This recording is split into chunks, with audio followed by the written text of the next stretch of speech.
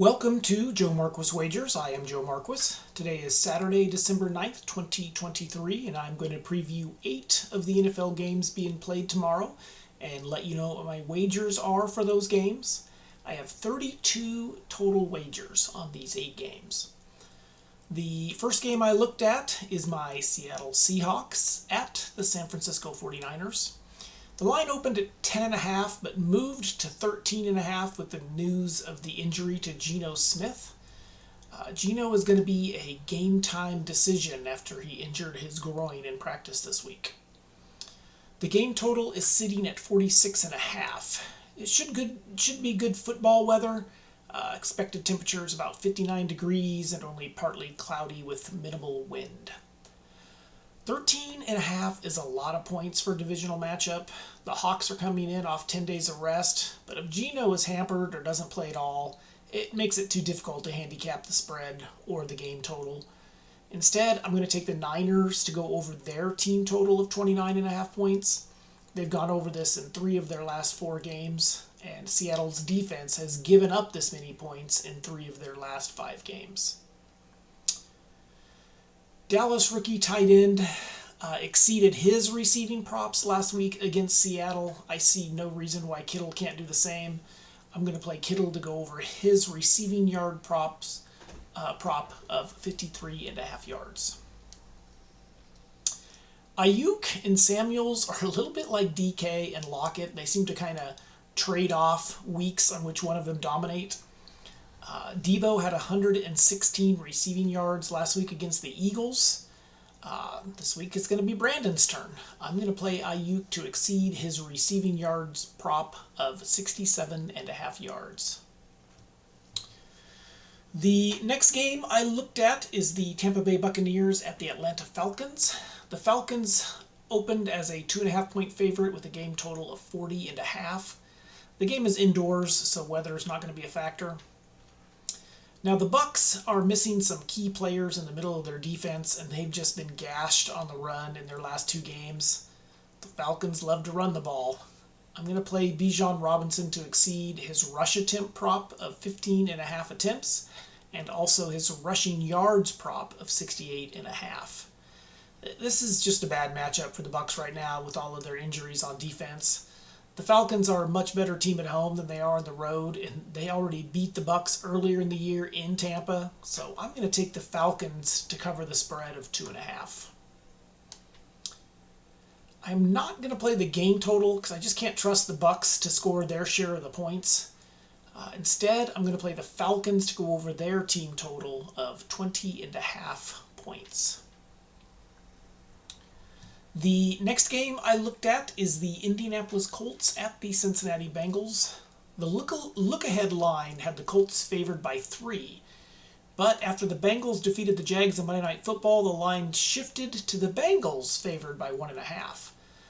The game total is set at 43.5. The weather is expected to be on the chilly side. It's going to be around 40 degrees, and there is some wind expected in this one.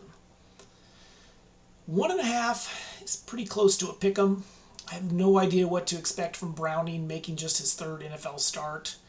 Add in the windy conditions, and I'm going to stay away from both the side and the game total. A young QB's best friend is almost always a good tight end. Tanner Hudson has been playing well of late, and the Colts have been struggling with tight ends. I'm going to play Hudson to exceed both of his receiving props of 2.5 receptions and 23.5 yards. Michael Pittman for the Colts has established himself as Minshew's favorite target. In fact, Pittman is 2nd in the entire NFL on targets. With the wind expected in this game, though, I don't expect there to be a lot of downfield passing. But I do think there'll be plenty of opportunities for some quick slants, some wide receiver screens, that sort of thing. So I'm going to play Pittman to go over his receptions prop of 6.5. He's still their best offensive weapon. They're going to find ways to get him the ball, even in poor conditions. The next game I looked at is the Jacksonville Jaguars at the Cleveland Browns. The Browns are favored by 3, and the game total is a paltry 32.5. One reason for the low total is the weather. It's another Ohio game with bad weather. It is expected to be 40 degrees with a chance of rain and high winds. The total was originally around 38, so that's a pretty good drop. And at this point, we do not know if Trevor Lawrence will be playing at QB for the Jags. He's expected to be a game-time decision. Even if he does play, I wouldn't expect him to be at 100%. That looked like a very painful injury on Monday night when his own offensive lineman stepped right on his lower leg. It looks like a high ankle sprain. The Browns defense is very Jekyll and Hyde. I think I mentioned this last week. On the road, they give up 30 points a game. At home, they only give up 10 points a game. This game is in Cleveland, the weather is going to be bad, and the Jags are going to be limited at QB. I'm going to play the Jags to go under their team total of 15.5 points. I'm also going to play the Browns to cover an alternate line of just 2.5. This gets it under a field goal in a game where we just aren't expecting a whole lot of points. With the wind and a backup QB of their own, I expect the Browns to establish the run. I'm going to play Jerome Ford to go over his rushing yards prop of 46.5. If you can find his rush attempts prop, I would consider playing that as well. I just couldn't find it on Bet365, FanDuel, or DraftKings. The next game I looked at is the Houston Texans at the New York Jets. The Texans are favored by 3.5, and the game total is another low one, 33.5. This is another game where there's expected to be a lot of wind. There's also a chance of thunderstorms. The Jets' only weekend on defense is against the run. In the last 4 games, they have given up 53, 94, 73, and 116 yards to the other team's top running back. With the high winds, the Texans are going to be forced to run the ball. Luckily, they have 2 good running backs. I'm going to play both Singletary and Pierce to exceed their rushing props. Pierce's rushing prop is set at 36.5, and Singletary's came in at 33.5. These are both low considering the game conditions. I am also going to play C.J. Stroud to go over his rushing prop of 9.5 yards. The Jets have a great pass rush, so when the Texans have to throw the ball, there's going to be opportunities for Stroud to scramble, and he's shown the willingness to do so when it's there. And this is such a low number, he could exceed this on a single scramble. I'm not going to play the game total because I just can't trust the Jets to do their share of the scoring, so I'm just going to play the Texans to exceed their team total of 17.5 points. The next game I looked at was the Minnesota Vikings at the Las Vegas Raiders. The Vikings are favored by 3 and the game total is set at 40.5. This is an indoor game in Vegas, so weather will not be a factor. Now both of these teams have lost their last 2 games. The Raiders lost to the Dolphins and the Chiefs, while the Vikings have lost to the Bears and the Broncos. I was surprised to see the Vikings as favorites on the road after their last 2 disappointing games. With both teams coming off a bye, I'm going to play the Raiders to cover the 3 points. I may even sprinkle a couple of bucks on the money line. This just seems like it's one that Vegas has wrong. Considering they're in Vegas, it's kind of funny. I am not going to play the game total because the Vikings offense has been struggling of late. Instead, I'm going to play the Raiders to exceed their team total of 19.5 points. I also think the Raiders continue to focus on their running game under their interim coach. I'm going to play Josh Jacobs to exceed his rush attempts prop of 18.5, as well as his rushing yards prop of 72.5. I am also going to play Josh Dobbs to throw an interception in this one. He threw 4 interceptions in his last game, and he threw 1 in the game before that. Considering those last 2 games, the prop odds were pretty good. They came in at minus 120 for him to throw an interception. The next game I looked at is the Buffalo Bills at the Kansas City Chiefs. The line came in with the Chiefs favored by 1.5, and the game total is set at 48.5. It's expected to be around 40 degrees with minimal wind. The Chiefs' starting running back Pacheco has been ruled out for this game. So Clyde Edwards-Helaire will probably get the bulk of the rushing attempts, but I expect McKinnon to get his share of third down attempts and obvious passing opportunities. And I'm going to play McKinnon to go over both of his receiving props of 2.5 receptions and 18.5 yards. Now the Chiefs, they lost to the Packers last week. When was the last time the Chiefs lost 2 games in a row? I tried to do some digging on this, and it looks to me like the last time they lost 2 in a row was way back in 2019.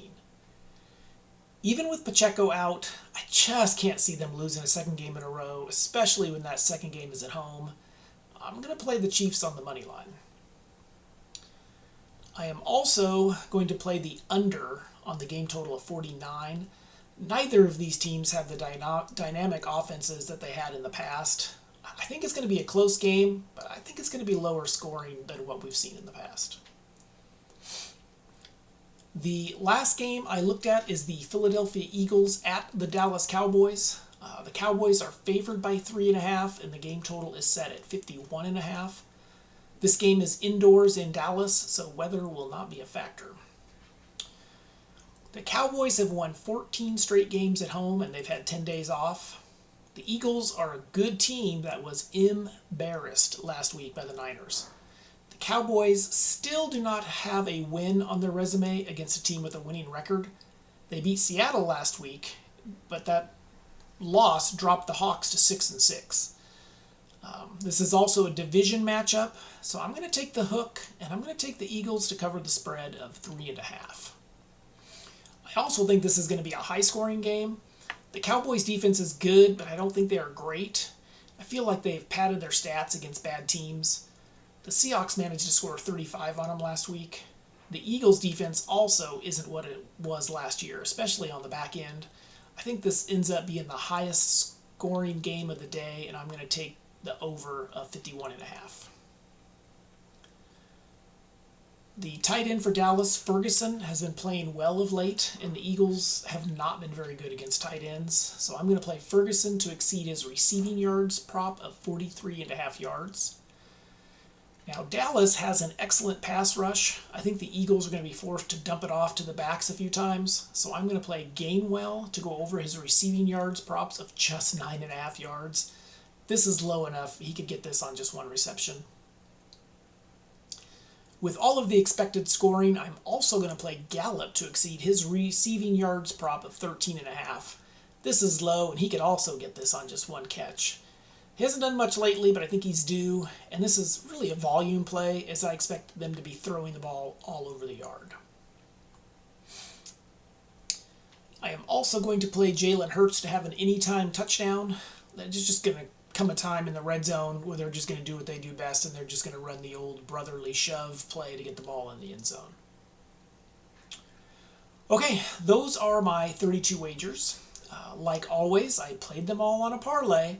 I did this on DraftKings, and they make you play the ones for the same game as the same game parlay, so it looks like a 20-leg parlay instead of a 32-leg parlay. I used a $5 free token on it, and it came in at plus 1,168,084. Obviously, I don't expect these to hit. They're just for fun. Of course, if one of them ever did hit, I'd be playing with house money for quite a while. If you haven't already, please subscribe to my channel, Joe Marquis Wagers, and you'll see me again on Monday when I preview the Monday Night Football game between the Titans and the Dolphins. And good luck on all of your wagers.